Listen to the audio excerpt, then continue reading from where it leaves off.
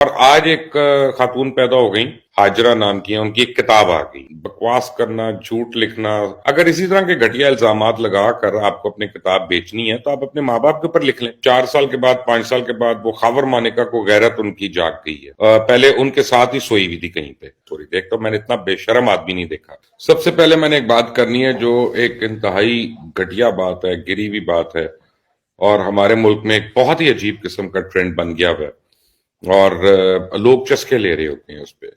اس کا مطلب ہے کہ لوگوں کی اخلاقیات اور اقدار جو ہیں وہ بھی بہت ہی پست ہو چکی ہیں، گر چکی ہیں۔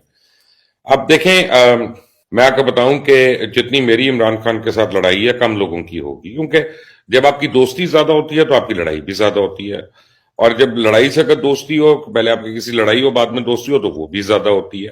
ایک فطری بات ہے۔ اور یعنی 12-14 سال تو ایسے ہیں جو میں نے عمران خان کے ساتھ روزانہ کی بنیاد پہ گزارے ہیں۔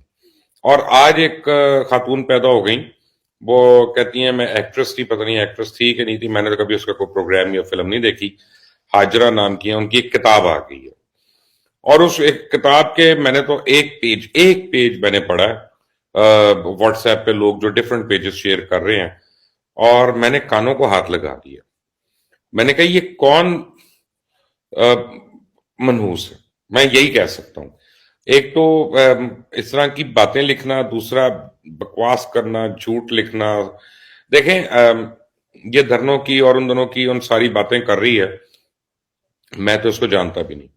اور اس زمانے میں یہ سمجھتا ہوں کہ 3 4 5 لوگ جو عمران خان کے بہت قریب تھے، 10 لوگ لگا لے، میں ان میں شامل تھا۔ اور اٹھنا کہاں پہ ہے، بیٹھنا کہاں پہ ہے، کھانا کیا ہے، ملنا کس کو ہے، کس کو نہیں ملنا، تو وہ مجھے اس کا پتہ ہے۔ اب سڈنلی یہ ایک عورت پیدا ہو جاتی ہے، کہتی جی میرا اس کے ساتھ افیئر تھا، خود ساختہ ایک افیئر تھا، اور اس کے بعد وہ کہتی ہے کہ اس میں یہ عادت تھی، یہ عادت تھی، یہ عادت تھی، پھر کسی اور عورت کو کوٹ کر دیتی ہے، جی وہ وٹنس ہے، اس نے اس کو یہ گھٹیا حرکت کرتے دیکھا، یہ دیکھا۔ یعنی بیسیکلی وہ چاہ رہی ہے کہ اس کا جواب دیا جائے تو اس کو اور امپورٹنس ملے، اور اسی کتاب جو ہے بکے کسی طرح۔ اگر اسی طرح کے گھٹیا الزامات لگا کر آپ کو اپنی کتاب بیچنی ہے تو آپ اپنے ماں باپ کے اوپر لکھ لیں، آپ اپنے بہن بھائیوں کے اوپر لکھ لیں کتاب۔ وہ گھٹیا بات آپ ان کے متعلق بھی کر دیں گے، وہ بھی بک جائے گی آپ کی کتاب۔ تو ضروری تو نہیں ہے کہ آپ پبلک فگرز کو اس طرح سے کریں۔ آپ کے پاس اگر کوئی ایویڈنس ہے عمران خان کی پالیٹکس کے اوپر، اس کی یعنی پولیٹیکل سوچ کے اوپر، اس کی مینجمنٹ کے اوپر، اس کی گورننس کے اوپر، آپ پلیز اس کو لے کر آئیں اور اس کے اوپر اسے بات کریں۔ لیکن یہ کہنا کہ وہ یہ کرتا تھا، وہ یہ کرتا تھا، وہ ڈرگز لیتا ہے تو وہ فلاں لیتا ہے، وہ ختم ہو گئی نا بات یار۔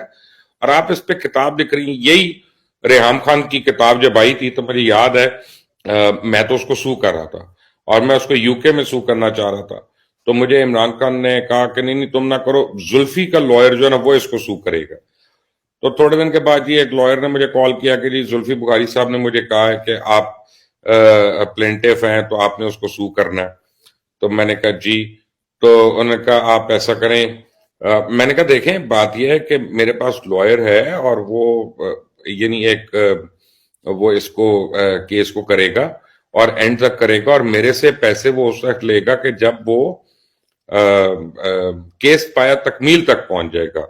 اور اس کا میرا یہ ہے کہ اگر وہ کیس جیت جاتا ہے، جو کہ جیتنا تھا ہم نے، تو پھر جو ہے آپ اس میں سے 50-50 کریں گے۔ تو انہوں نے کہا ہاں جی بالکل آپ فکر نہ کریں۔ وہ 1.5 مہینہ 2 مہینے گزارنے کے بعد وہ بھائی جان نے کہتے ہیں کہ جی یہ 50,000 پاؤنڈ لے لیں۔ میں نے زلفی کو کہا یہ 50,000 پاؤنڈ کہاں سے اس کو دینے بھائی، تو بات کچھ اور ہو رہی ہے۔ تو وہ فائل نہیں ہوا، یہ نہیں ہوا۔ لیکن اگر وہ فائل ہو جاتا، یا عمران خان اگر اس کے اوپر فائل کر دیتا ریحام کے اوپر کہ اس نے یہ جھوٹ بولا اس میں، اور ہو سکتا ہے کوئی باتیں صحیح ہو لیکن بہت سی باتیں اس میں غلط بھی تھی، کچھ باتوں کا تو مجھے بھی پتا ہے کہ غلط تھی، تو وہ ایک دفعہ سبق بن جاتا ساروں کے لیے۔